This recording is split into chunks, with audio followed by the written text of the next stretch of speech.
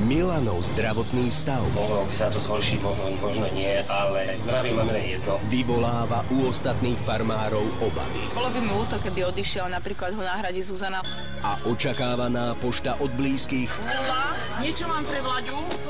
sa neujde všetkým. Miro, ani ty si nedostali. Možno nás schvál nechcú písať. Dúfam, že sa nehámia za mňa.